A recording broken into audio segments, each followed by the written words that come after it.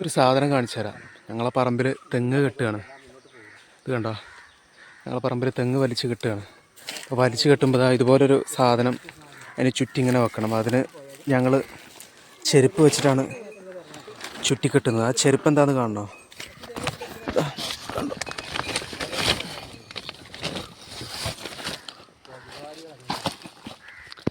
നൈക്കിൻ്റെ shoes കണ്ടോ. ഇത് ഒരു 2018 ആയപ്പോൾ ജിദ്ദയിൽ നിന്ന് വാങ്ങിയ ഷൂസാണിത്.